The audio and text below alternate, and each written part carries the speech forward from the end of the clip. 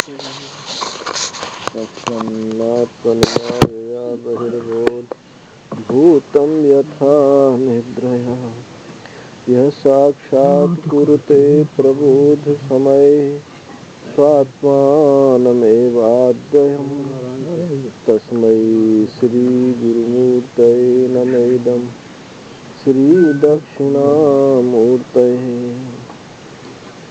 माया छाया वराकी कथनिर्लभतां मयि अनन्ते प्रतिष्ठाम् अस्थाने चेश्वरत्वं गृह्ण हरिहरा हन्तवन्ने स्फुलिङ्गाः अद्वैते द्वैतखेला गगननलिनवत् स्वप्नवज्जीवमेला श्रीपूर्णानन्दवाणी श्रुतिशिखरसुधा स्वर्णदीनः पुनातु अखण्डानन्दसम्बोध पूर्तये ब्रह्ममूर्तये सुधास्मृतसमाश्लिष्ट नेत्रान्तरस्फूर्तये नमः। शङ्करं शङ्कराचार्यं केशवं बादरायणं सूत्रभाष्यकृतौ वन्दे भगवन्तौ पुनः पुनः। ईश्वरोर्गुरुरात्मेति मूर्तिभेदविभागिने व्योमवद्व्याप्तदेहाय दक्षिणामूर्तये नमः। ॐ सहनाववतु सहनौ भुनक्तु सह वीर्यं करवावहै तेजस्विनावधीतमस्तु मा विद्विषावहै। ॐ शान्तिः शान्तिः शान्तिः। अथ द्वितीयो अध्यायः तृतीयवल्ली।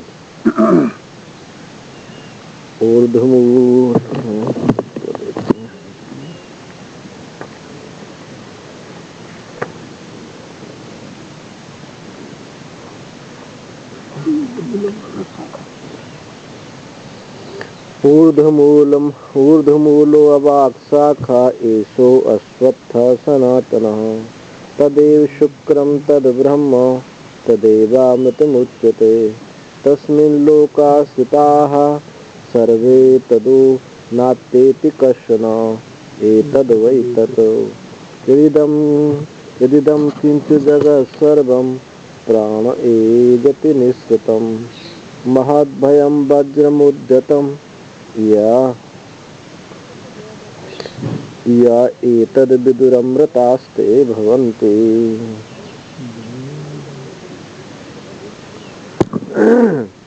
भयादस्याग्नि तपति भयात् तपति सूर्यः भयाद् इन्द्रस्य वायुश्च मृत्युर्धावति पञ्चमः इह चेदसकद्बोधुं प्राक् शरीरस्य विश्वसः ततः सर्वेषु लोकेषु शरीरत्वाय कल्पते यथा दर्शे तथात्मनि यथा स्वप्ने तथा पितृलोके यथाप्सु परीव ददृशे तथा गंधर्वलोके छाया तपयोरिव ब्रह्मलोके इन्द्रियाणां पृथग् भावम् उदयास्तमयौ च तत् पृथक् उत्पद्यमानानां मत्वा धीरो न शोचते इन्द्रियभ्यः परं मनः मनसः सत्त्वमुत्तमं सत्त्वादधि महानात्मा महत्त्वव्यक्तमुत्तमम् अव्यक्तात् तु परः पुरुषो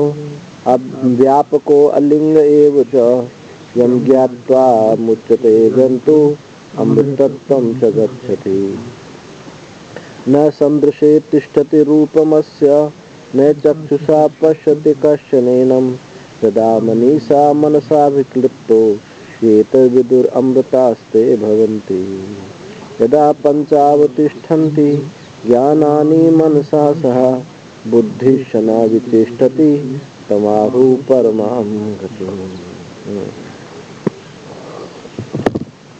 ऊर्ध्वमूल अवाक शाखा ये संसार रूपी वृक्ष है, जो गीता में श्लोक है वही। जो संसार रूपी वृक्ष है जिसका मूल तो ऊपर है, अवाक शाखा, शाखा जिसको नीचे को है, ऐसा ही अश्वत्थ का, पीपल का सनातन पेड़ है। तदेव शुक्र, वही शुक्र है, शुद्ध है, वही ब्रह्म है, वही अमृत कहा जाता है। तस्मिन् लोकाश्रिता, उसी में सारे लोक ये आश्रित हैं। सर्वे तदो नात्येति कश्चन, उसका कोई अतिक्रमण नहीं कर सकता। एतद् वै तत्, जो नचिकेता तुमने पूछा था, ये वही तत्व है।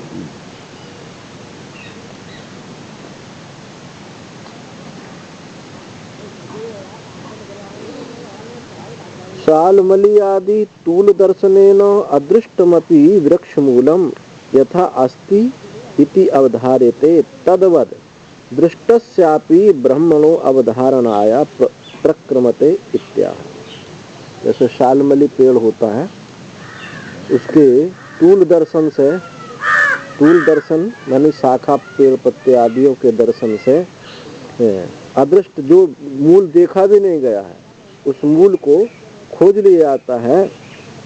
इसी प्रकार से तद्वत, उसी प्रकार से दृष्ट, इस संसार को देख करके इसके मूल ब्रह्म को खोज लेना चाहिए। इसलिए कहा जाता है तूल अवधारणेन एव मूलावधारणम वृक्षस्य क्रियते लोके। ऐसे लोक में तूल के अवधारण करने से, तूल माने वैसे कपास को उसको बोलते हैं, कपास ही है। तो ये ऐसा समझिए, जितना भी सब है ये सब तूल है, तूल और मूल, जड़ और जड़ का जो कार्य है सब वो तूल है।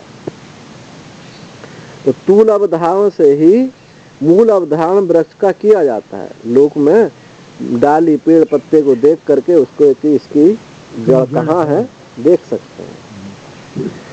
तथा इसी प्रकार से संसार कार्य वृक्ष अवधारणेन तन मूलस्य ब्रह्मण स्वरूप अवधिधारिष्या एवं षष्ठी बल्ली आरभ्य। इसी प्रकार ये संसार वृक्ष, संसार कार्य रूपी जो वृक्ष के अवधारण निश्चय करने से उसका जो मूल ब्रह्म है, उसको स्वरूप को अवधारण करने की इच्छा से ये छठी बल्ली आरंभ की जाती है, ये ब्रह्म मूल को जानने के लिए।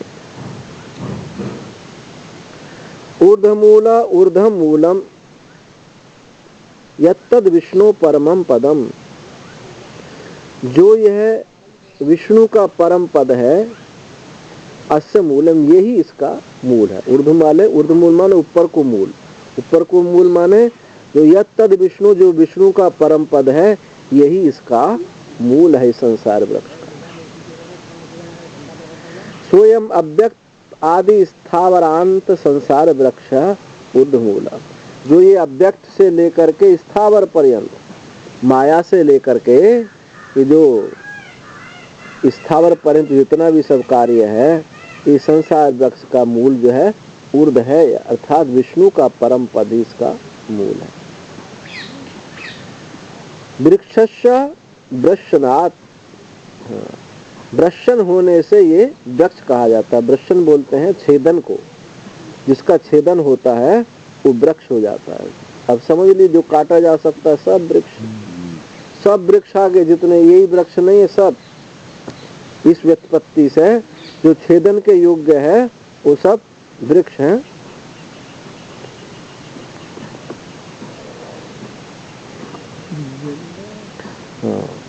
जन्म जरा मरण शोक आदि अनेक अनेक अनर्थात्मक प्रतिक्षण अन्यथा स्वभावो माया मरीचि उदक गंधर्व नगर आदिवत दृष्ट नष्ट स्वरूपत्वात्।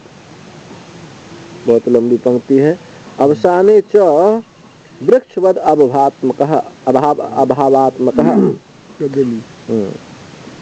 कदली स्तंभवत निस्सार अनेक शतपाखंड बुद्धि विकल्पास्पद तत्व जिज्ञासु भी अनिर्धारितम एतत् तत्तो। अभी संसार रूपी वृक्ष का वर्णन करते हैं। वृक्ष की उपमा से संसार को बताते हैं। तो कैसा वृक्ष है कि जन्म जरा मरण शोक आदि अनेक अनर्थ जिसमें लगे हुए। अब प्रतिक्षण अन्यथा स्वभाव, प्रतिक्षण उसका स्वभाव बदल जाता है। जो अभी देखा वो एक क्षण के बाद में वो नहीं रहा। प्रतिक्षण अन्यथा स्वभाव वाला। माया मरीचि उदक गंधर्व नगर आदि के समान। माया मरीचि, माया जो रेगिस्तान में है, माया मरीचि उदक मरुमर स्थिर का जल, गंधर्व नगर आदि के समान ये दृष्ट और नष्ट स्वरूपत्वा। देखा जाता है फिर नष्ट हो जाता है। जब तक धूप निकल रही है तब तक तो मरु मरीचिका में जल दिखाई दे रहा है, उसके बाद जल नहीं दिखाई देता। गंधर्व नगर किसको बोलते हैं? गंधर्व नगर होता है आकाश में बादल की जो आकृति बन जाती है तो उसमें नगर जैसी आकृति बन गई, उसको बोलते हैं गंधर्व नगर। हवा का झोंका आया और गंधर्व नगर गायब हो गया। तो गंधर्व नगर के समान ये नष्ट दृष्ट देखा भी जाता है और नष्ट हो जाता है। इस प्रकार इसका स्वभाव है संसार का। अवसाने च वृक्षवद अभावात्मक, और अंत में वृक्ष के समान जो है अभाव को प्राप्त हो जाता है। वृक्ष जो सूख जाता है, खत्म हो जाता है। और कदली स्तंभवत, जो केला का जो पौधा है उसके समान निस्सार, उसमें पत्ते ही पत्ते, एक एक पत्ता छीलते रहो तना को केला के, वो कुछ नहीं निकलने वाला है। तो के ऐसे संसार को देखते रहो, करते रहो, पीढ़ी दर पीढ़ी कुछ निकलने वाला नहीं है। स्तंभवत निस्सार है, केला के खंबा के समान, तना के समान ये निस्सार है। और अनेक शत पाखंड बुद्धि विकल्पास्पदा, और अनेक पाखंड बुद्धियों का जो विकल्पों का आश्रय है। सारी पापों का ढेर, पापों का आश्रय यही है, ये संसार वृक्ष ही है। तत्व जिज्ञासु भी अनिर्धारितम इदम तत्वम, ये तत्व ऐसा है, ऐसा तत्व जिज्ञासुओं के द्वारा निर्धारित नहीं किया जा सकता। ये ऐसा ही है क्योंकि बदल जाएगा। वेदांत निर्धारित पर ब्रह्म मूल सारा, अविद्या काम कर्म अव्यक्त बीज प्रसव, अपर ब्रह्म विज्ञान क्रिया शक्ति उदयात्मक हिरण्य गर्भ अंकुर। वेदांत निर्धारित ये पर ब्रह्म इसका मूल है। वेदांत के द्वारा जिस तत्व का ब्रह्म का निर्णय किया जाता है वो इसका मूल है। संसार वृक्ष का ब्रह्म यानी मूल है। और अविद्या काम कर्म अव्यक्त बीज इसका बीज है। इसका बीज क्या है? संसार वृक्ष का अविद्या काम कर्म अव्यक्त बीज वाला है। बीज प्रभो अपर ब्रह्म विज्ञान क्रिया शक्ति द्वयात्मक हिरण्य गर्भ अंकुर। इस बीज तो है इसका अविद्या, और अंकुर क्या है? हिरण्य गर्भ इसका अंकुर है, जो जिसको अपर ब्रह्म कहा है, जिसमें ज्ञान शक्ति और क्रिया शक्ति दोनों है। वो इसका अंकुर है, क्योंकि माया से प्रथम उत्पन्न पहले हिरण्य गर्भ ही होता है। अंकुर भी बीज से पहले अंकुर निकलता है। सर्व प्राणी लिंग भेद स्कंधा, इसके जो तना है इस वृक्ष के, जैसा इस वृक्ष में तना दिखाई देते हैं बड़े बड़े मोटे मोटे, ये क्या है? ये सर्व प्राणियों के जो लिंग भेद है, सूक्ष्म शरीरों के जो भेद है, अलग अलग सूक्ष्म शरीर जो हैं, ये इसके स्कंद बड़े बड़े तना हैं। तत्तृष्णा जलाशेख उद्भूत दर्प हो, और तृष्णा रूपी जल से सींचा गया है।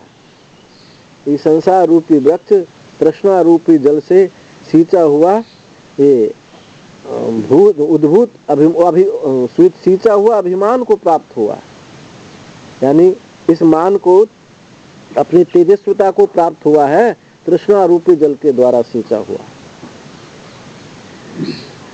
बुद्धि इंद्रिय विषय प्रवालांकुर, और जो ज्ञानेंद्रिय हैं वो कोमल कोमल जो कपोल होते हैं पत्ते, वो इसके प्रवाल अंकुर हैं, छोटे छोटे कोमल कोमल इसके पत्ते हैं ज्ञानेंद्रिय। और श्रुति स्मृति न्याय अविद्या विद्या उपदेश पलासा, और इसमें श्रुति स्मृति युक्ति के द्वारा जो विद्या का उपदेश है, ये विद्या भी संसार में ही है, अविद्या संसार है तो विद्या भी संसार ही है। तो विद्या इसके पलाश हैं, ये जो अहम ब्रह्मास्मि जो ज्ञान है, ये संसार रूपी वृक्ष के ये पत्ते हैं। पत्ते नहीं रहे किसी पेड़ पर तो वृक्ष सूखा हुआ मान लिया जाता है। तो श्रुति स्मृति न्याय विद्या उपदेश पलाश हैं, पत्ते हैं इसके। और यज्ञ दान तप आदि अनेक क्रिया सुपुष्प, और यज्ञ दान आदि जो है अनेक, इसकी अनेक क्रिया जो है इसके फूल हैं।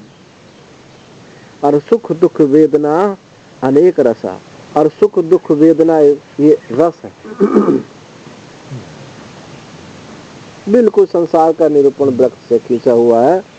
प्राणी उपजीव्य अनंत फला, ये प्राणियों की जो जीविका है, ये इसके अनंत फल है। इन्हीं फलों के चक्कर में, अरे आपका ये कर लूंगा, आपका इतना मिर्चा बो दे तो इतने की हो जाएगी, आपकी इतने बो दे तो इतने की हो जाएगी, जो अनंत फल है। और वो जो है ये इसकी आजीविका है। तत्त तृष्णा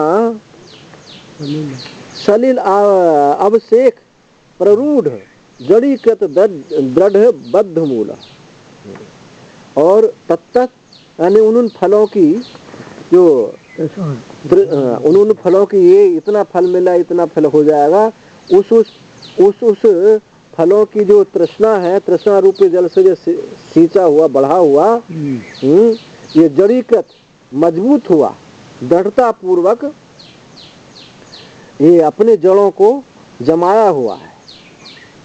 प्रौढ़ जड़ीकृत दृढ़ बद्ध मूल, इन तृष्णा रूपी जल के द्वारा बढ़ा हुआ ये अपनी जड़ों को जमा ले, वासना रूपी जड़ों को जमा रख रखे। इसमें जो वासना है ये आवांतर जड़, छोटी छोटी जड़ नहीं होती ऐसे, इसमें छोटी छोटी निकल रही है। पीपल के पेड़ में, बट के वृक्ष में छोटी छोटी जटा बोलते हैं जिनको, उनके लिए कहा जा रहा है। दृढ़ता पूर्वक स्थिर जड़ों वाला ये आवांतर जड़, छोटी छोटी जड़, ये कर्म वासना है इसकी। सत्य नाम आदि सप्तलोक ब्रह्मादि भूत पक्षी कृत नीरह, और जो 7 लोक हैं, भूर्भुवः स्व महाजनः तपः सत्यम, ये सत्यम आदि लोक जो हैं, लोक ब्रह्मादि भूत, ब्रह्मा, इन लोकों के अलग अलग इन लोकों के ये पक्षी हैं। ब्रह्मा आदि अलग अलग, ब्रह्मा विष्णु ये पक्षी हैं, इनका घोंसला बना हो, उनके घोंसले हैं।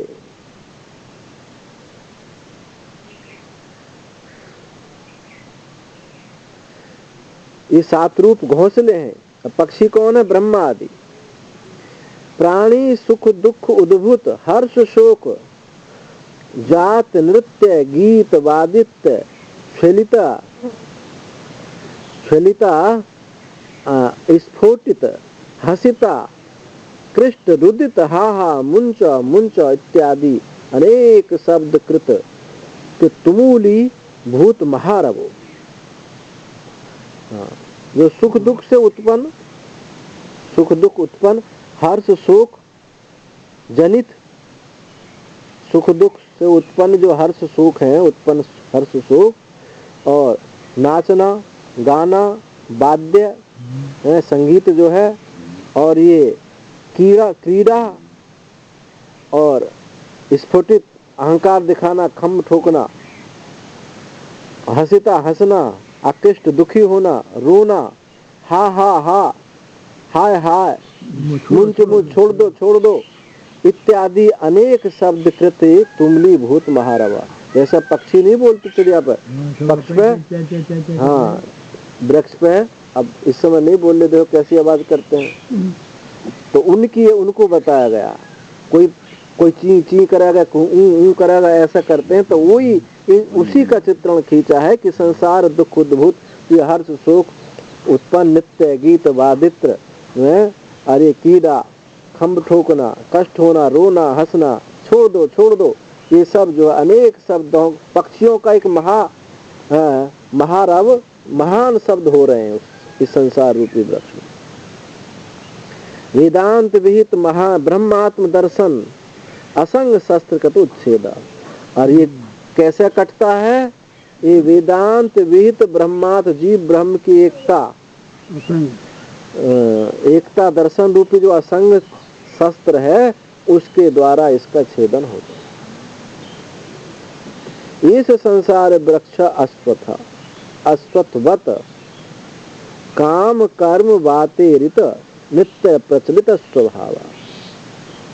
ये जो संसार रूपी वृक्ष है अश्वत्थ है, अश्वत्थ के समान है। अश्वत्थ बोलते हैं, अश्व माने कल, अश्वत्थ जो कल रहने वाला नहीं है, जिसका पता नहीं है कल रहेगा भी नहीं भी रहेगा, उसको बोलते हैं अश्वत्थ। तो काम कर्म वातेरिता, ये काम कर्म वायु से ये प्रेरित हो रहा है। नित्य प्रचलित स्वभाव, जैसे पीपल के जो पत्ते होते हैं, कभी हवा बंद हो तभी भी हिलते रहते, स्थिर नहीं रहते, तो ऐसे ही काम कर्म रूपी वायु से नित्य प्रचलित स्वभाव वाला ये है। तो स्वर्ग नरक तिर्यक प्रेत आदि भी शाखा भी अवाक शाखा। अजय स्वर्ग है, नरक है, तिर्यक ये पशु आदि हैं, प्रेत भूत प्रेत आदि, इनके द्वारा इन शाखाओं के शाखा जो है इनकी अवाक शाखा है, छोटी छोटी शाखा नीचे को लटकी हुई है। सनातन आदित्वा चिरम प्रवृत्त है, और सनातन है अनादित होने से। अब ये नहीं कह सकते कब से शुरू हुआ है ये संसार, कब से शुरू हुआ ये नहीं कह सकते। अनादित्वानिध होने से ये चिर प्रवृत्त है, बहुत अनाद लंबे समय से प्रवृत्त हुआ है। यदस्य संसार वृक्षस्य मूलम तदेव शुक्रम, जो इस संसार वृक्ष का जो मूल है वह ही शुभ्रम शुद्ध है, ज्योतिष्मत चैतन्य आत्म ज्योति स्वभावम, वो चैतन्य ज्योति स्वभाव है, और वही ये ब्रह्म है। सर्वमहत्त्वा, सबसे महान होने के कारण ये ब्रह्म है। तदेव अमृतम अविनाश स्वभावम उच्यते कथ्यते सत्यत्वात्। यही अमृत यानी अविनाशी स्वभाव, अमृतम अविनाश स्वभाव उच्यते, इसका जो स्वभाव कहा जाता है अमृत कहा जाता है, अविनाशी कहा जाता है, क्योंकि ये सत्यत्वा सत्य है, सत्य होने के कारण ये अविनाशी है। जो वस्तु सत्य होगी मरेगी नहीं। वाचारंभणम विकारो नाम ध्येयम अन्नतम अन्नदतो मर्त्यम। वाचारंभणम विकार तो जो है ये वाणी का विलास है, केवल नाम मात्र है। जो विकार हुए हैं वो तो वाणी के विलास हैं, शब्द मात्र हैं। अन्नतम शब्द मात्र, नामधेय अन्नतम मिथ्या है। अन्नतो मर्त्यम जो विनाशी है, अन्नदतो मर्त्यम ये विनाश कल नहीं रहने वाले विनाशी हैं। तस्मिन् परमार्थ सत्य ब्रह्मणि लोका गंधर्व नगर मरीचि उदक माया समा परमार्थ दर्शन अभाव अवगमना श्रुता आश्रिता सर्वे समस्ता उत्पत्ति स्थिति लयेषु।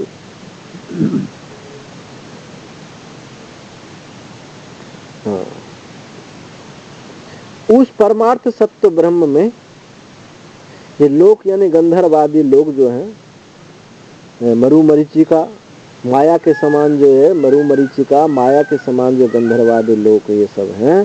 परमार्थ दर्शना भाव अवगमना, ये परमार्थ दर्शन हो जाने पर, परमार्थ तत्व का बोध हो जाने पर ये सब बाधित हो जाते हैं।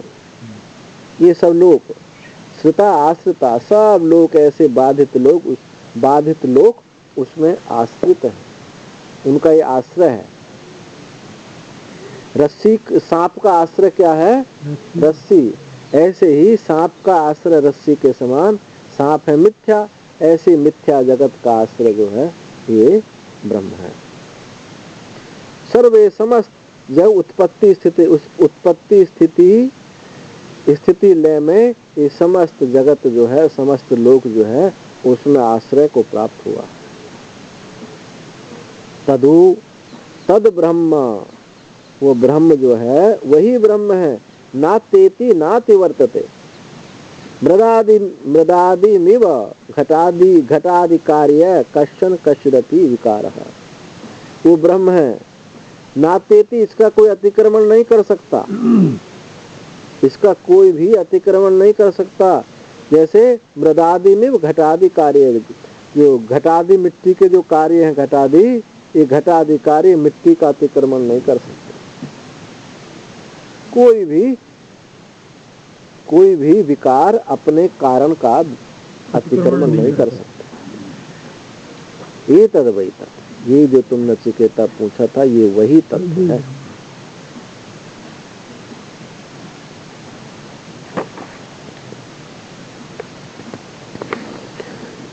यदिदं किंच जगत् सर्वं प्राण एजति निःसृतं महद्भयं वज्रमुद्यतं ये एतद् विदुर अमृतास्ते भवन्ति।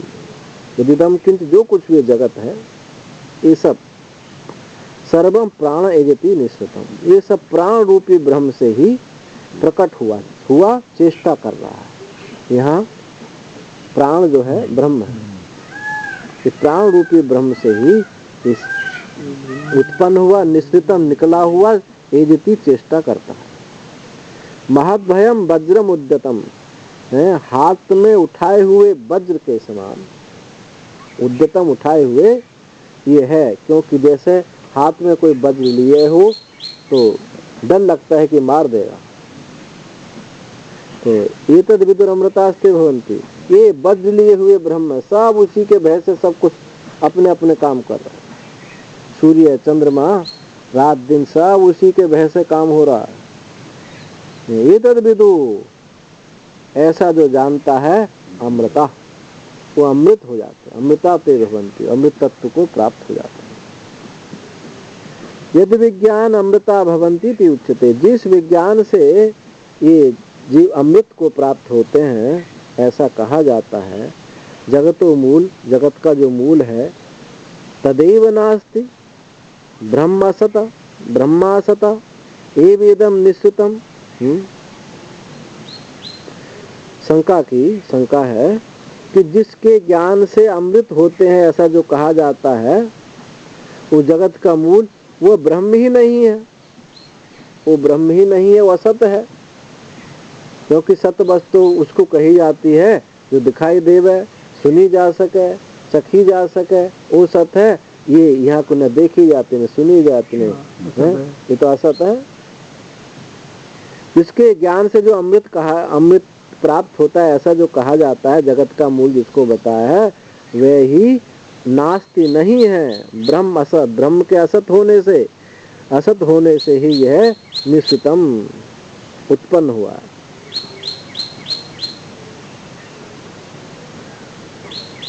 यानी जगत तो कहने का मतलब असत से उत्पन्न हुआ है। श्रुति भी है इसमें, ब्रह्मानंद खूब बोलते हैं कस के कि असत से उत्पन्न हुआ। तो असत से उत्पन्न हुआ है, ये तो उन्हीं का ब्रह्मानंद की शंका है। असत से सत की उत्पन्न है, ये ब्रह्मानंद की शंका है। इदम निश्चितम इति, ये उसी से असत से ही उत्पन्न हुआ। यदि ऐसा कहे तो तन्ना, ये कहना तुम्हारा ठीक नहीं है। यदिदम किंच यत किंचिद इदम जगत सर्वम प्राणे परस्मिन् ब्रह्मणि सति एजति कंपते ततैव मिश्रितम निर्गतम सत प्रचलति नियमेन चेष्टते। जो ही तुमने कहा वो ठीक नहीं है, क्योंकि जो एक यत किंचित जगत, जो कुछ भी ये सब है जगत है, ये सब वो प्राण यानी पर ब्रह्म परमात्मा, सत्य पर ब्रह्म परमात्मा से ही उत्पन्न होता हुआ, उससे निकला हुआ सत प्रचलति नियम से चेष्टा कर रहा है। ये जो एजति कंपते, उससे उत्पन्न होकर के चेष्टा कर रहा है सत परमात्मा से। यदेवं जगत उत्पत्ति आदि कारणम ब्रह्म तन महद भयम, जो ये जगत की उत्पत्ति आदि का जो कारण है वो ब्रह्म है और वो महान भय रूप है। महच्च तद भयम, महान है और भय रूप है। महच्च तद भयम च विभेति अस्मात्, इससे सब भय खाते हैं। महत भयम, जिससे सब भय खाते हैं वो महत भयम। वज्रम उद्यतम इव, वज्र उद्यतम उद्यतमिव वज्रम, हाथ में उठाए हुए वज्र के समान ये महान भयकारी। यथा वज्र उद्यतकरम स्वामिनम अभिमुखीभूतम दृष्ट्वा भृत्या नियमेन तच्छासने वर्तन्ते, जैसे हाथ में उठाए हुए वज्र को देख करके, स्वामी हाथ में उठाए हुए वज्र को देख, स्वामी को देख करके जो सेवक लोग हैं, नौकर लोग हैं, वो नियम से उसके शासन में ठीक ठीक काम करने लगते हैं। उसी प्रकार तथेदम, उसी प्रकार चंद्र आदित्य ग्रह नक्षत्र तारक आदि लक्षण जगत, उसी प्रकार चंद्रमा सूर्य ग्रह नक्षत्र आदि जो जगत है वो अर्शेश्वर, ईश्वर के सहित, इनका जो कारण है ईश्वर सोपाधिक, नियमेन क्षणमपि अविश्रांत, नियम से क्षण मात्र को भी विश्राम नहीं लेते। अगर सूर्य थोड़ी देर के लिए विश्राम ले लें तो सब गड़बड़ा जाएगी बात। क्षणमपि अविश्रांतम, क्षण भर भी विश्राम ना लिए हुए ही वर्तते, अपना व्यवहार करते रहते हैं, व्यापार करते रहते हैं। युक्तम भक्ति, ऐसा कहा गया।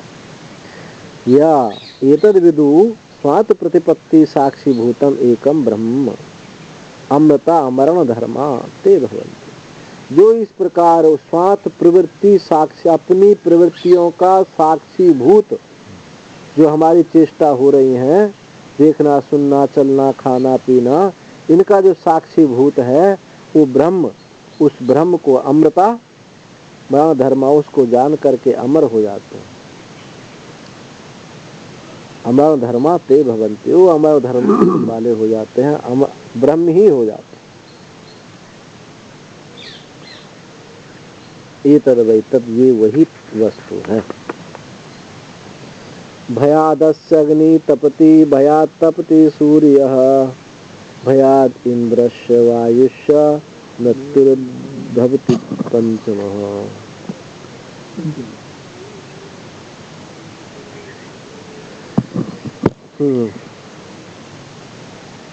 जिस परमेश्वर के भय से अग्नि तपता है, सूर्य तपता है, और जिसके भय से इंद्र वायु ये जो है अपना अपना काम करते हैं। और पांचवा ये मृत्यु, अग्नि, सूर्य 2, इंद्र 4 और वायु 4 और पांचवा ये मृत्यु।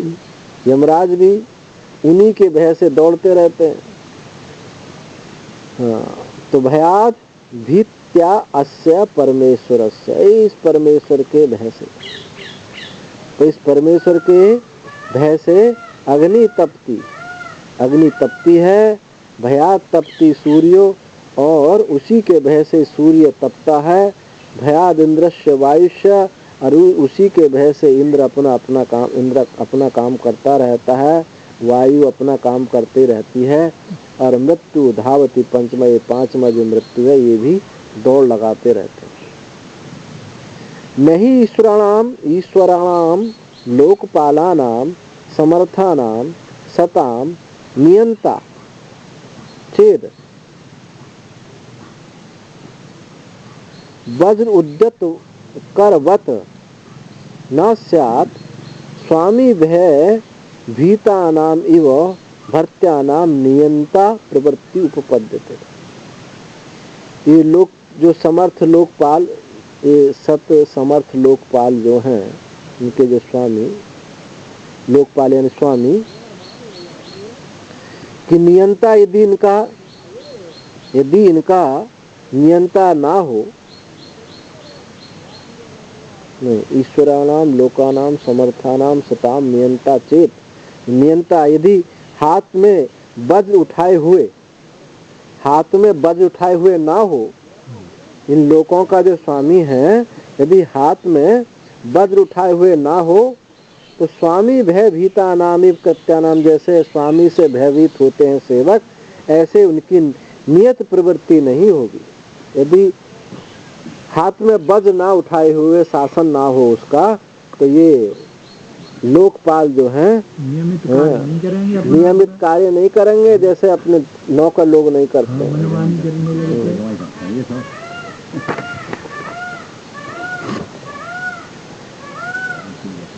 नियंता प्रवृत्ति उत्पद्यते, उनकी नियत प्रवृत्ति नहीं प्राप्त हो सकती। यह चेद सकद बोधुम प्राक शरीरस्य विश्रसः ततः सर्गेषु लोकेषु शरीरत्वाय कल्पते। यह चेद असकत बोधुम, यदि उसको जानने के लिए समर्थ ना है, प्राक शरीर से विश्व, शरीर के छूटने से पहले, शरीर के नाश से पहले इस ब्रह्म को यदि नहीं जान सका, यह चेत असक्त बोधुम, जानने में यदि समर्थ नहीं हुआ, तो जान सका यह चेत असक्त बोधुम, यदि शरीर छूटने से पहले जान सका तो ये जो है सर्ग लोकेशु ततः सर्गेशु लोकेशु शरीरत्वाय कल्पते, तो ठीक है।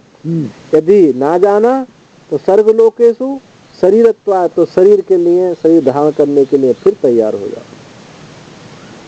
इस शरीर में शरीर छूटने से पहले ही ब्रह्म बोध होना चाहिए, नहीं तो फिर जन्म मरण के चक्कर में फिर पढ़ना है।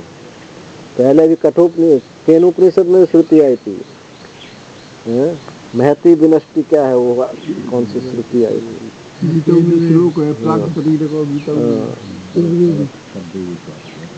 यह तच्च यह जीवनेव चेद यद असकत शक्नोति सक्तः संजानाति इति एतद् भय कारणम ब्रह्म।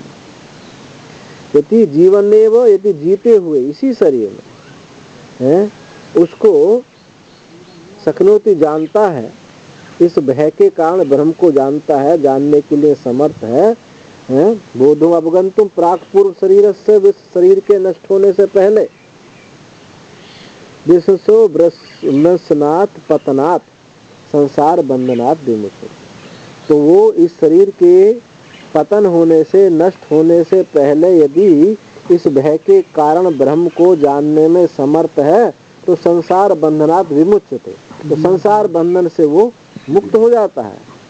न चेत असक्त बोधुम, यदि नहीं जानने के लिए समर्थ है, नहीं जानता है, तो अनुभवोधात, उसके ना जानने के कारण सर्गेषु सृज्यन्ते येषु सृष्टव्या प्राणिना इति सर्गा। सर्गा किसको कहते हैं? सर्ग सृज्यन्ते येषु सृष्टव्य प्राणिना, जो जिसमें रचना की जाती है, सृष्टि की जाती है, वो है सर्ग। सृज्यन्ते, जिनमें इन प्राणियों की रचना होती है, सृष्टि होती है। संसार सर्ग, हाँ, संसार सर्ग है। ये प्राणियों सृष्टव्या, जो सृष्टि करने योग्य जो प्राणी हैं, जिनमें ये उत्पन्न होते हैं, वो है सर्ग। तो कौन है ये? पृथ्वी आदि लोका सब सर्ग है। पृथ्वी आदयो लोका, ये सर्ग है। तेसु सर्गेषु लोकेषु, इन सर्ग लोकों में शरीरत्वा, शरीर भावाय कल्पते समर्थो भवति शरीरम गृह्णाति। इन लोकों में, पृथ्वी आदि लोक में, ये जो है शरीर भाव के लिए समर्थ होता है, अर्थात शरीर ग्रहण करता है। यदि उसको नहीं जाना और जान लिया तो मुक्त हो गए। तस्मात् शरीर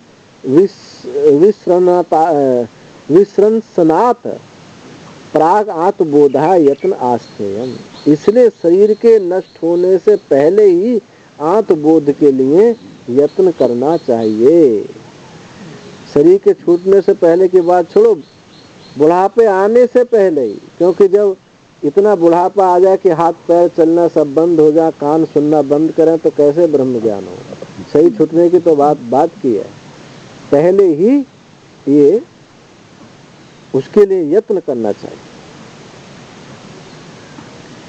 यथा आदर्शे तथात्मनि, यथा स्वप्ने तथा पितृलोके, यथा सुपरिव ददृशे तथा गंधर्वलोके, छाया तपयोरिव ब्रह्मलोके। यथा आदर्शे तथात्मनि, जैसे दर्पण में अपने मुख को, प्रतिबिंब को स्पष्ट देखता है, वैसे ही आत्मा में स्पष्ट देखता है, अपने स्वरूप को आत्मा में स्पष्ट देखता है।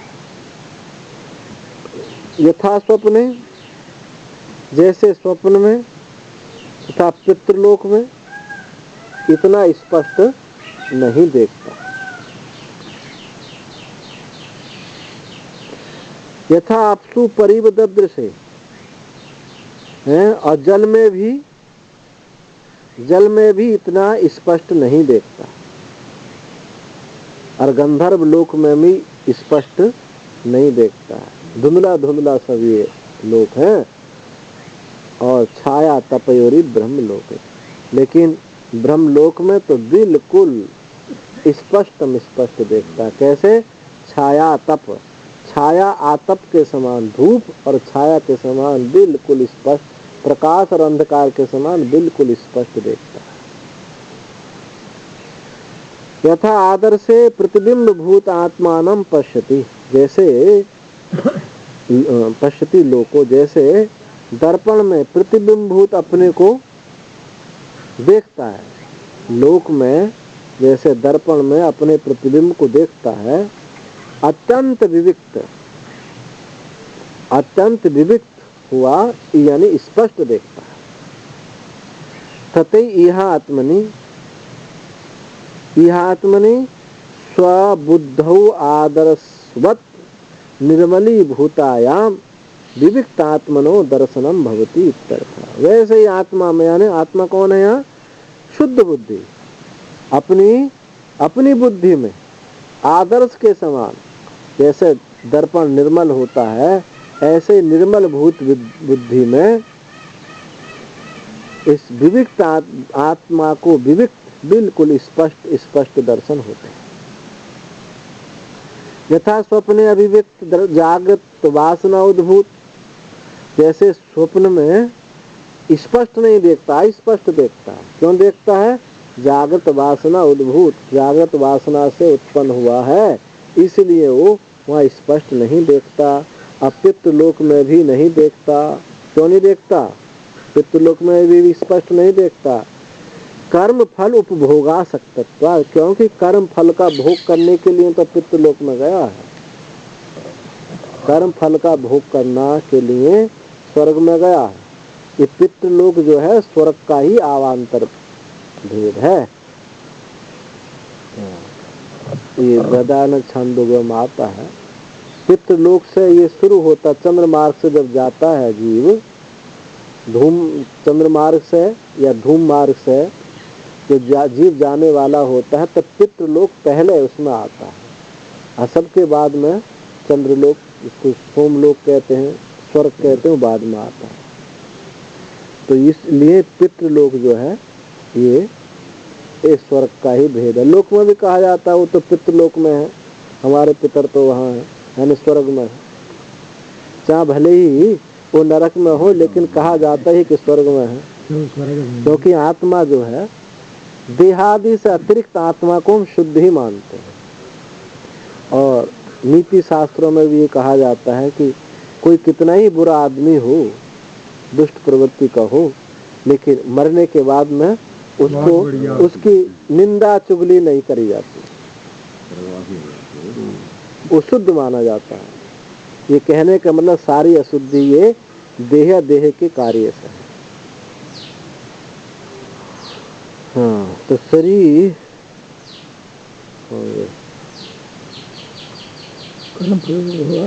कर्म फल भोग असक्तत्वात्, कर्म फल भोग का में आसक्त होने के कारण वहाँ पितृलोक में भी वो स्पष्ट नहीं देख पाता।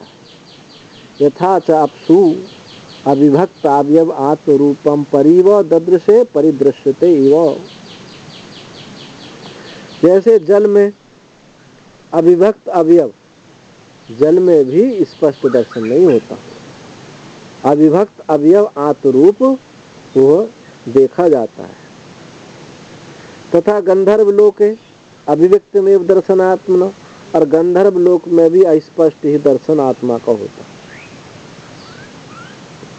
एवं च लोकांतरेषु अपि शास्त्र प्रमाणाद गम्यते, इस प्रकार दूसरे लोकों में भी, ये तो पितृलोक बता दिया, गंधर्व लोक बता दिया, इसके अलावा दूसरे लोकों में भी शास्त्र प्रमाण से ये बात जानी जाती है कि वहाँ अपने आत्मा का स्पष्ट दर्शन वहाँ नहीं। छाया तपयो रिव अत्यंत विविक्त ब्रह्मलोक एव एकस्मिन्, एक ब्रह्मलोक में ही अत्यंत स्पष्ट दर्शन होता। सच दुष्प्राप्त अत्यंत विशिष्ट कर्म ज्ञान साध्यत्व, और ब्रह्मलोक सबको प्राप्त नहीं होता। क्यों? ज्ञान कर्म समुच्चय विशिष्ट कर्म ज्ञान के द्वारा वो साध्य है। ब्रह्मलोक की, हिरण्यगर्भ लोक की सबको प्राप्ति नहीं होती। तो इससे अच्छा है कि हमको जो शरीर मिला, इस शरीर में इसका दर्शन किया जा सकता। तस्माद दर्शना यही वो यत्न कर्तव्य इति अभिप्राय, इसलिए इस आत्म दर्शन के लिए यही इसी शरीर में यत्न करना चाहिए देखने के लिए। ब्रह्मलोक सबको नहीं मिलता, बहुत मुश्किल से प्राप्त होने वाला, लेकिन ये जो लोक है, ये शरीर जो हमको प्राप्त हुआ है, इसमें उस तत्व की प्राप्ति हो सकती है। इसमें सारे लोकों से श्रेष्ठ ये शरीर लोक है, जिसमें इस परमात्म तत्व को जाना जा सकता है। देवता भी नहीं जान सकते, गंधर्व भी नहीं जान सकते।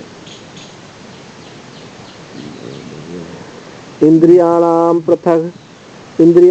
पृथक भावम उदयास्तमय उच्यत पृथक उत्पद्यमानानाम मत्वा धीरो न शोचति।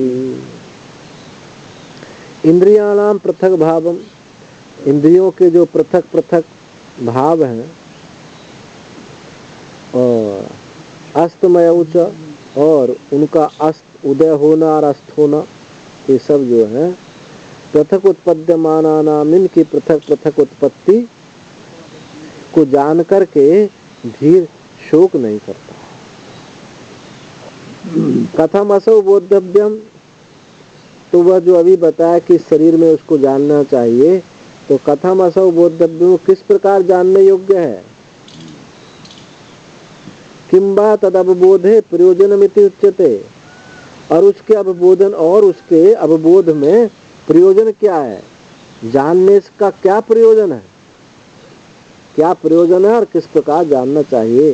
तो बताते हैं, इंद्रियाणाम श्रोतादीनाम स्व स्व विषय ग्रहण प्रयोजनेन स्व कारणेभ्य आकाशादिभ्य पृथक उत्पद्यमानानाम अत्यंत विशुद्धात् केवल चिन्ह मात्र आत्मस्वरूपात् पृथक भाव स्वभाव विलक्षणात्मकताम तथा तेषामेव इंद्रियाणाम उदयास्तौ च उत्पत्ति प्रलयो जागृत स्वप्नावस्थाय जागृत स्वाप अवस्थापेक्षया न आत्मना इति मत्वा ज्ञात्वा विवेक तो धीरो धीमान न शोचति। जो श्रोतादि जो इंद्रियां हैं, अपने अपने विषय के ग्रहण के प्रयोजन से, अपने कारण आकाश आदि से पृथक पृथक उत्पद्यमाना, अपने अपने आकाश आदि कारण से पृथक पृथक उत्पन्न होती हुई अत्यंत विशुद्धात्, अत्यंत विशुद्ध है, केवल चिन्मात्र आत्मस्वरूपात्, चिन्मात्र आत्मस्वरूप होने से पृथक भावम यानी स्वभाव विलक्षण आत्मकता को प्राप्त होती है।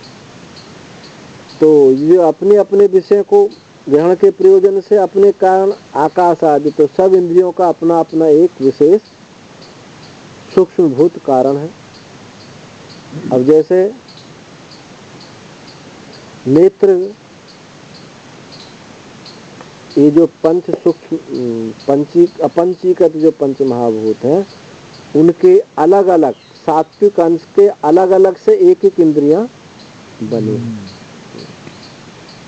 तो ये त्वचा से, त्वचा किससे बन गई?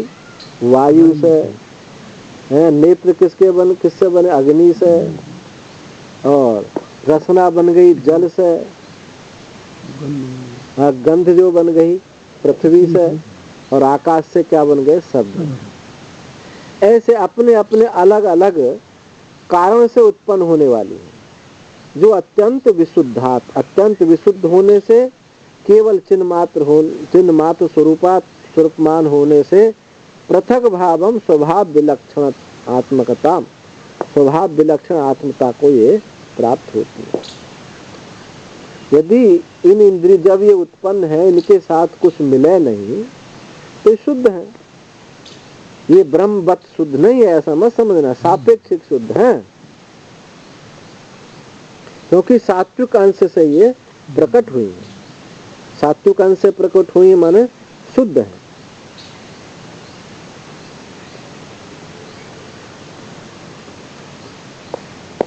और अत्यंत विशुद्ध स्वरूप चिन्ह, केवल चिन्मात्र स्वरूप आत्मा से ये अत्यंत विलक्षण, अत्यंत विशुद्ध केवला चिन्मात्र आत्मस्वरूपात पृथक, उनसे पृथक स्वभाव विलक्षण है, चेतन के स्वभाव से विलक्षण है। तो शुद्ध, पर चेतन के तरह नहीं है, उनसे विलक्षण है, क्योंकि चेतन अत्यंत विशुद्ध है, चिन्मात्र है।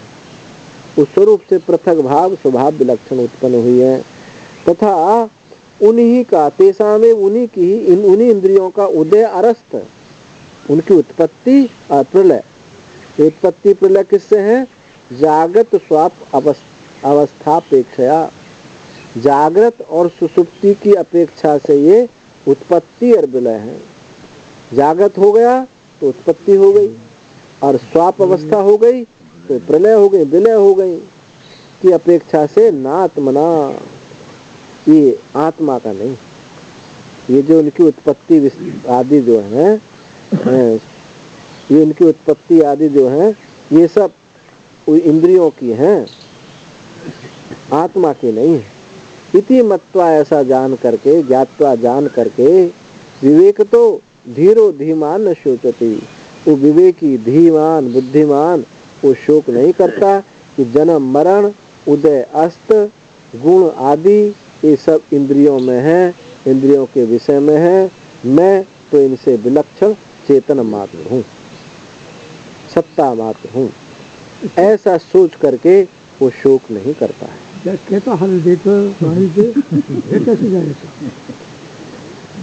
आत्मनो नित्य एक स्वभावस्य अव्यभिचारात्, क्यों है कि आत्मा नित्य स्वभाव, नित्य एक स्वभाव रूप स्वभाव है। आत्मा का नित्य एक स्वभाव है, उसमें कोई व्यभिचार नहीं होता, अदल बदल फेर फार उसमें नहीं होती। शोक कारणत्व अनुपत्ति, इसलिए अव्यभिचार होने के कारण, नित्य होने के कारण, हाँ शोक कारण, वहाँ शोक का कारण उत्पन्न नहीं होता। शोक तभी होगा जब अनित्य वस्तु पहले थी, अब मेरे पास नहीं रही, तो मिल जाएगा है, मेरे पास नहीं रही, शोक भूतमय होता है। अब मुझसे जब छूट गई तभी तो, अरे हमारे पास तो पहले ये था, अब ये था, अब कुछ भी नहीं रहेगा। तो ये शोक जो होता है वो भूत वस्तु में होता है, बिछुड़ गया, बिछुड़ने पर शोक होता है। तथा च श्रुत्यंतरम, और दूसरी श्रुति भी है, तरती शोक आत्मवित, कि जो तत्ववेत्ता है, आत्मवित है, इस शोक के पार चला जाता है। इंद्रियभ्य परम मनो मनसा सत्वमुत्तमं सत्वादधि महानात्मा महत्वव्यक्तमुत्तमम् अव्यक्तात् तु परः पुरुषो व्यापको लिंग एव च यम ज्ञात्वा मुच्यते जंतु अमृतत्वम जगच्छति। जो पहले आए थे महतो परम अव्यक्तम अव्यक्तात् पुरुष परः पुरुषान्न परम किंचित साकाष्ठा सपर, वही उसी अर्थ में ये मंत्र ये भी है। यहाँ क्या किया है, वहाँ पहले कर दिया था कि इंद्रियभ्य परार्था, इंद्रियों से अर्थ पर है, अर्थेभ्य परम मना मनसस्तु पराबुद्धि। तो वहाँ विषयों से विषय परम है इंद्रियों से, और यहाँ कर दिया है गीता वाला इंद्रियाणि पराण्याहुर इंद्रियभ्य परम मन। दोनों में कोई भेद नहीं है, स्थूल और सूक्ष्मता की दृष्टि से भेद है। तो इंद्रियों से पर मन पर है, और मन सत्य उत्तम, मन से भी ये बुद्धि उत्तम है, ऊपर है, और बुद्धि से भी ये महत्त्व ऊपर है, और महत से अव्यक्त ऊपर कहा गया है। और अव्यक्त परः पुरुष, अव्यक्त से पर जो पुरुष है वो कैसा है, व्यापक है, अलिंग है, जिसको जान करके जंतु मुक्त हो जाता है, अमृतत्व को प्राप्त हो जाता है। यस्माद् आत्मनः इंद्रियाणां पृथक् भावं मुक्तो न असौ बहिः अधिगन्तव्यो यस्मात् प्रत्यगात्मा स सर्वस्य तत् कथम इति उच्यते। क्योंकि आत्मा से इंद्रियों का पृथक भाव कहा गया, आत्मा से इंद्रियों का पृथक भाव कहा गया, नासौ बहि गंतव्यम, और वह जो है नासौ बहि अधिगंतव्य, और वो कहीं बाहर जाने के योग्य नहीं है। यस्मात् प्रत्यगात्मा, क्योंकि प्रत्यगात्मा स सर्वस्व, सबका वो सबका प्रत्यगात्मा है, सबका आत्मा है, इसलिए बाहर जाने के योग्य वो नहीं है। बाहर समझते रहते हैं लोग, तो बाहर है नहीं, बाहर कहाँ कैसे जाएगा, जो सबका प्रत्येक आत्मा आत्म स्वरूप है सबका। अब मिट्टी, घड़ा, कुल, हड़, सकोरा आदि है, इनकी आत्मा कौन है, मिट्टी है, तो मिट्टी कहाँ जाएगी बाहर, तो मिट्टी मिट्टी है सब,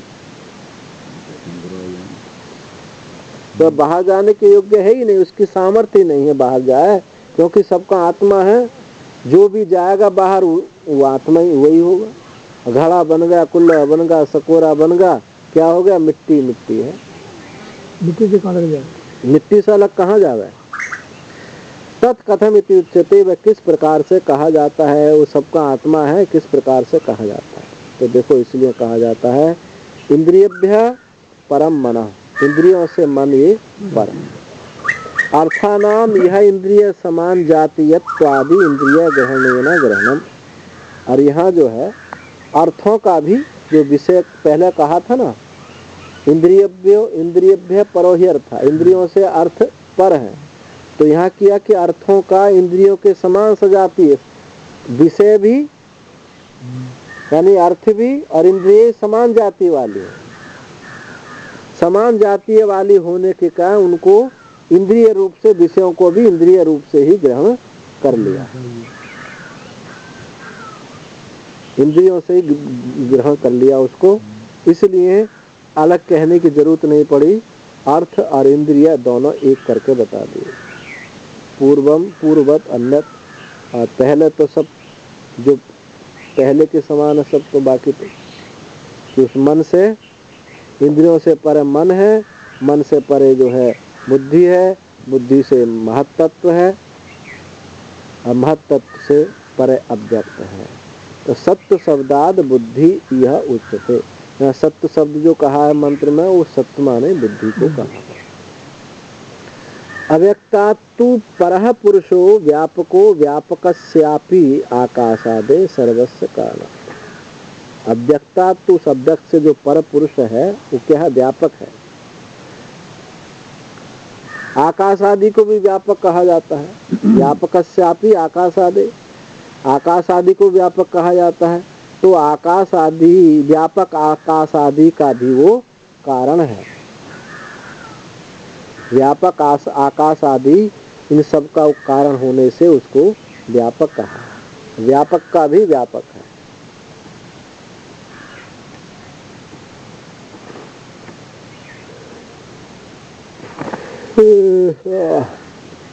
अलिंगो लिंगयते गम्यते येन तल्लिंगम। लिंग किसको कहा जाता है? जिससे जाना जाता है।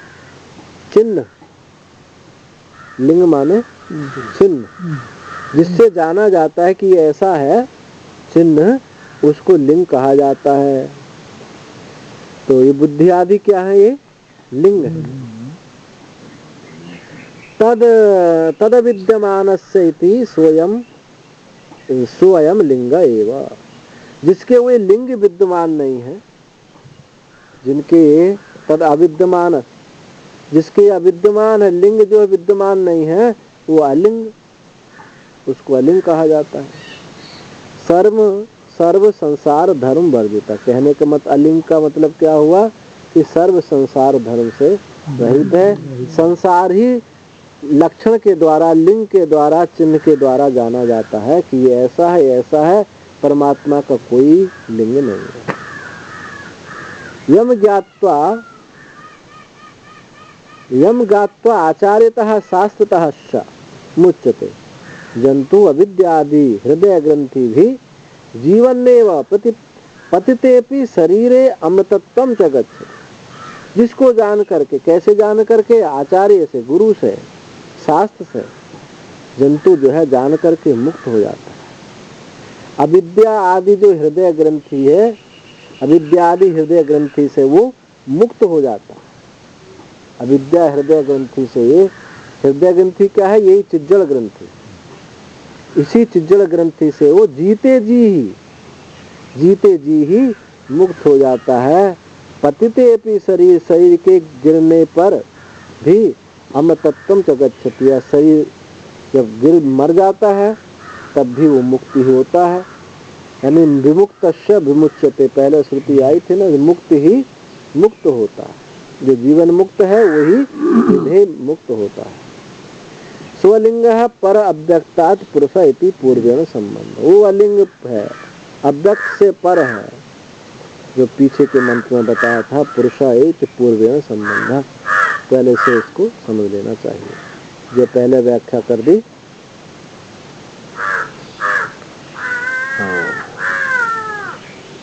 किम तर्हि अलिंगस्य दर्शनमुत्पद्यते।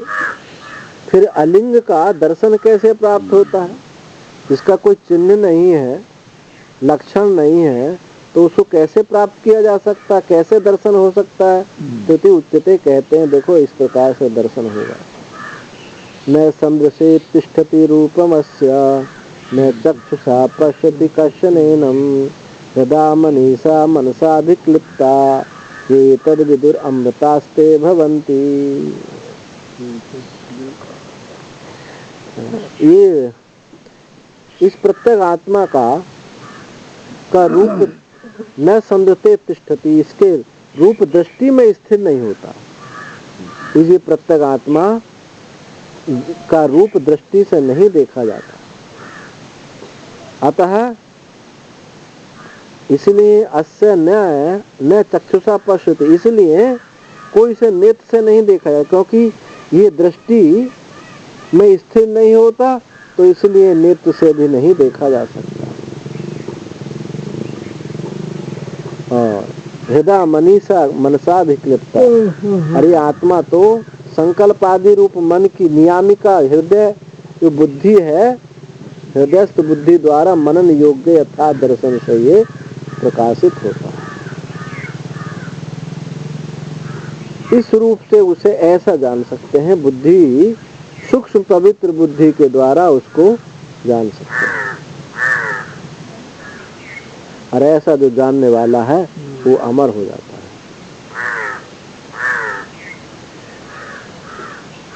कथम तभी अलिंगस्य दर्शन मुपद्यते, उसका फिर दर्शन कैसे प्राप्त होता है? तो कहा न संदृशे संदर्शन विषय न तिष्ठति प्रत्यगात्मनो अस्य रूपम।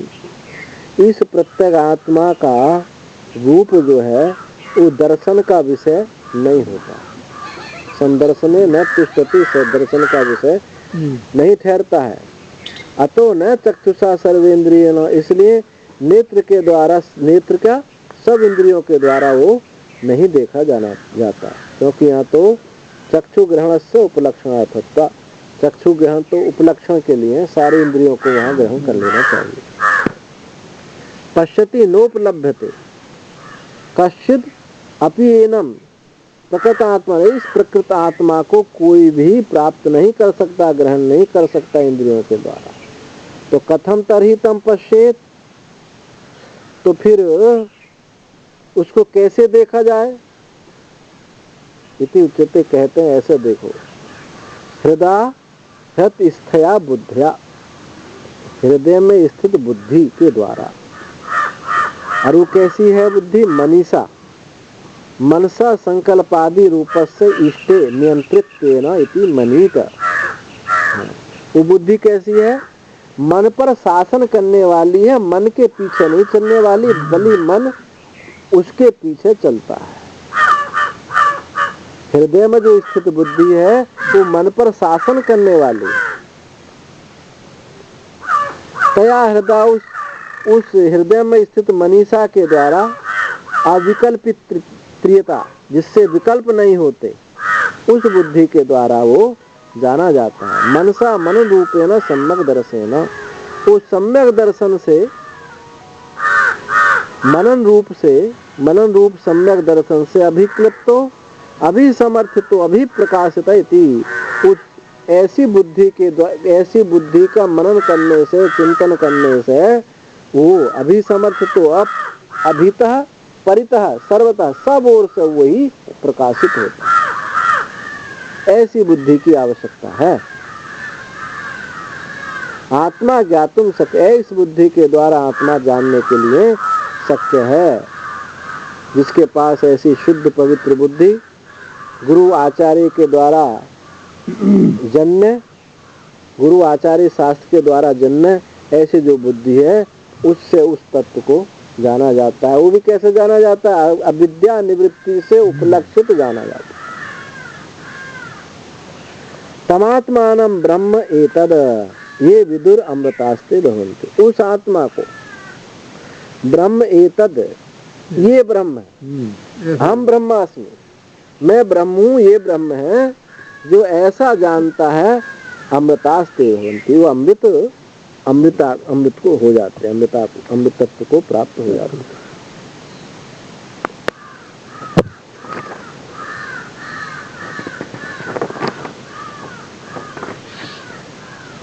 यदा पंचावतिष्ठन्ति ज्ञानानि मनसा सह बुद्धिश्च विचेष्टति तमाहु परमां गतिम्।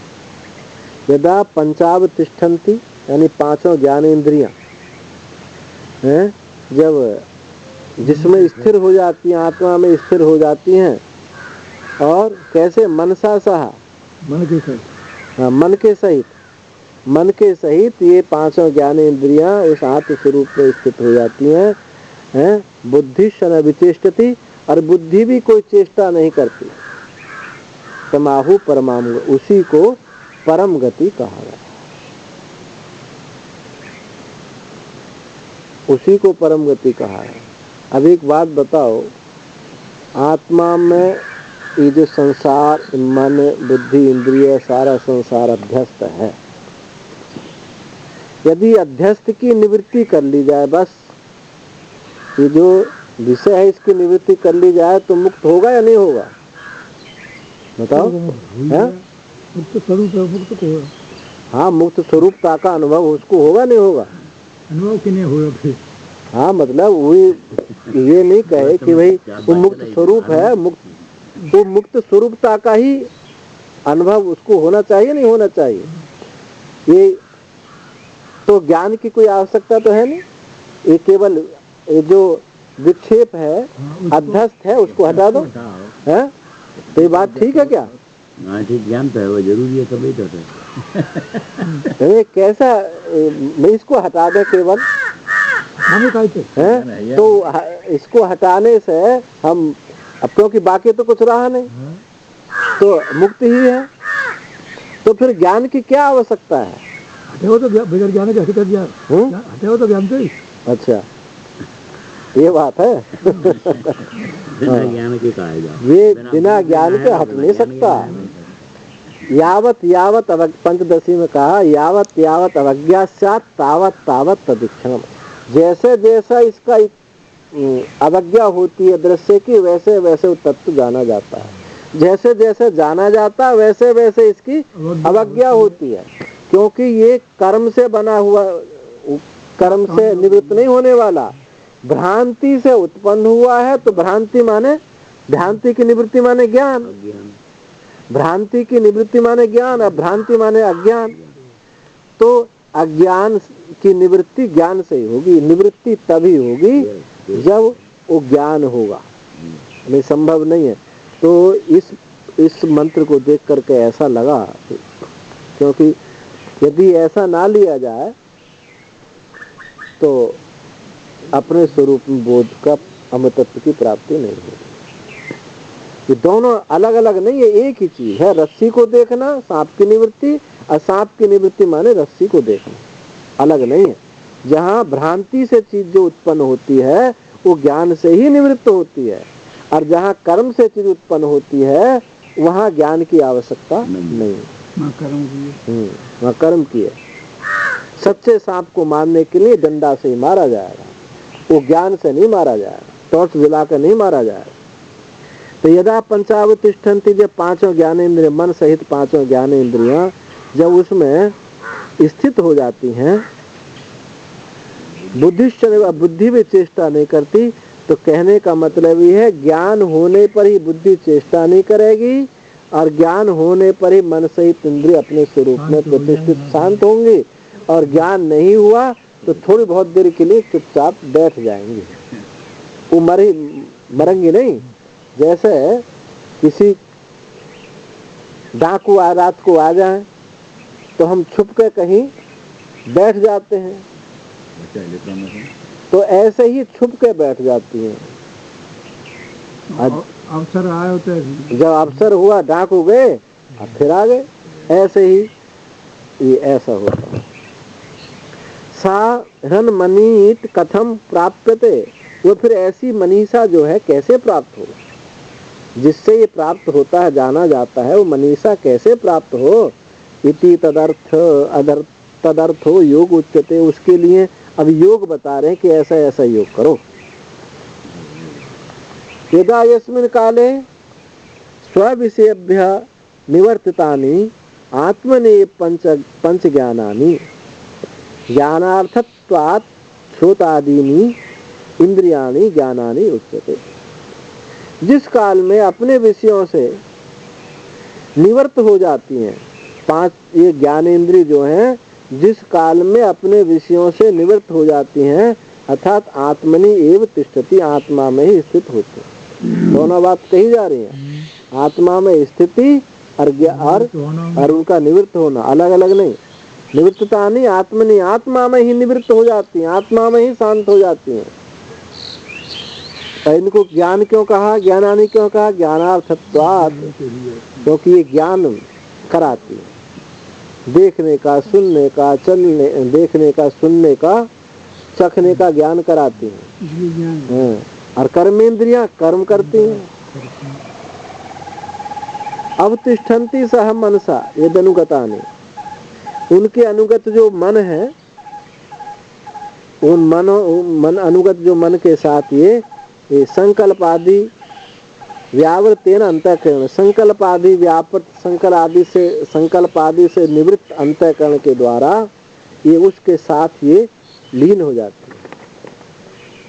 बुद्धिश्च आश्रय लक्षण, अब अध्यवसाय लक्षण में भी चेष्टति, जो निश्चय करने वाली जो वृत्ति है, वो ऐसी जो बुद्धि है वो भी चेष्टा नहीं करती। अपने स्व व्यापारे सो न विचेष्टते न व्याप्रियते, अपने अपने व्यापारों में वो चेष्टा नहीं करते, शांत हो जाती है।